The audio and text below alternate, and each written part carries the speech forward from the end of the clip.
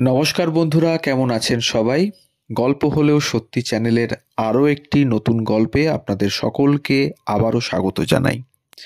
কথা মতো 1 আগস্ট থেকে 15ই আগস্ট চলছে স্বাধীনতা সংগ্রামীদের নিয়ে আমাদের বিশেষ পর্ব। আমাদের চ্যানেলে যদি নতুন হন তাহলে অবশ্যই সাবস্ক্রাইব করে আমাদের চ্যানেলের পাশে থাকবেন এই আশা রাখবো। আর বেল আইকনটিকে প্রেস করে রাখবেন পরবর্তী গল্পটি যাতে খুব তাড়াতাড়ি আপনাদের কাছে পৌঁছে যেতে পারে। আমাদের গল্প পোস্ট করার সময় প্রতিদিন ঠিক 9টা থেকে 9:30 সকালবেলা। মৃত্যুর সময় একজনের বয়স 30, অন্যজনের 27। দুজনেই কবিতা লেখেন। ধর্মে হিন্দু হলেও একজনের ছদ্মনাম বিসমিল। ছেলেবেলায় মৌলভীর কাছে উর্দু শিখেছিলেন, তারপর ভাষাটার প্রতি প্রেমে পড়ে যান।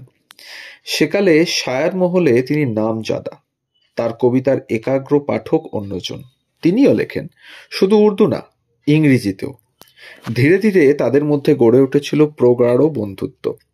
11 বছরের বিপ্লবী জীবনে রামপ্রসাদ অনেক বই লিখেছিলেন এবং তা তিনি স্বয়ং প্রকাশিত করেন। রামপ্রসাদের জীবনকালেই প্রায় সমস্ত বই প্রকাশিত হয়, কিন্তু ইংরেজ সরকার তার সমস্ত বই নিষিদ্ধ করে দেন।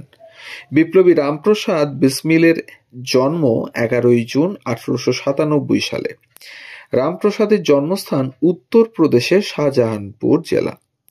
তার পিতার নাম ছিল মুরলীধর আর মার নাম মূলমতি দেবী। সালটা 1918।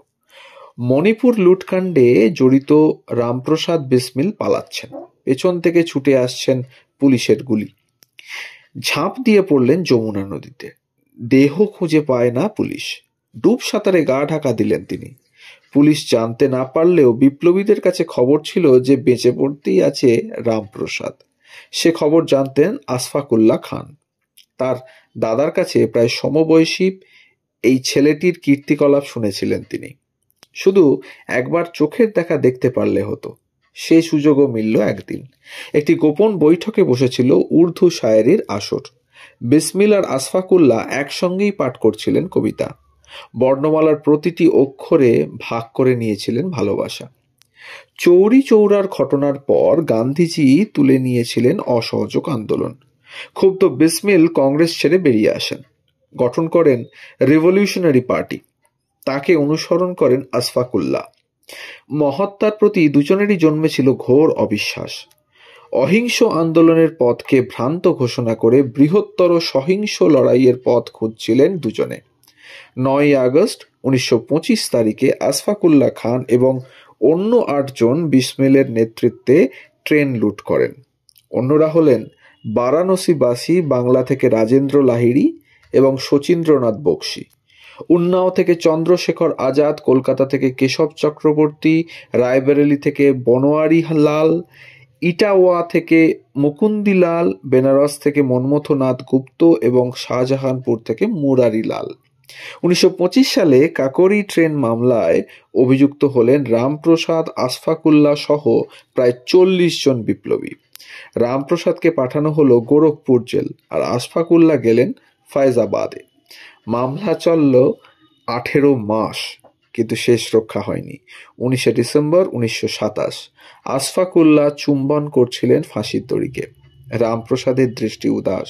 হয়তো বন্ধুর সঙ্গে শেষ দেখাটুকু করে বিদায় নিতে পারলে মন্দ হতো না। একজন ছিলেন আর্য সমাজের সঙ্গে যুক্ত গোঁড়া সনাতনী হিন্দু, অন্যজন 5 ওয়াক্ত নামাজ পড়া মুসলিম। কিন্তু একে অন্যের ধর্ম সম্পর্কে কেউ কোনোদিন উচ্চবাচ্য করেননি। পারস্পরিক শ্রদ্ধা বই তাদের মধ্যে আর তো কিছু ছিল না। তবুও ব্রিটিশ সরকার দুজনের মধ্যে বপন করতে চেয়েছিল সাম্প্রদায়িকতার বীজ। পুলিশ সুপারিনটেন্ডেন্ট তাদাসুক হোসেন ক্রমাগত আশফাকুল্লাহর কানে বিষ ঢালতে থাকেন রামপ্রসাদের নামে। উত্তরে হেসেছিলেন আশফাকুল্লাহ, বলেছিলেন, সাহেব, আপনার চেয়ে বিসমিলকে আমি বেশি চিনি।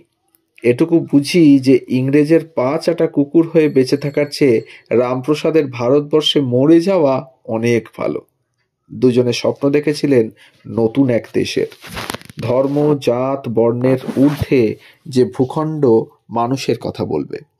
আজকের ভারতবর্ষকে দেখলে তারা কি ভাবতেন কে জানে।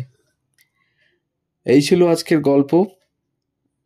আমাদের গল্প যদি ভালো লাগে তাহলে অবশ্যই কাছের মানুষদের সাথে শেয়ার করবেন, কমেন্টের মাধ্যমে জানাবেন কেমন লাগছে। সবাই পাশে থাকুন, সবাই ভালো থাকুন। ধন্যবাদ।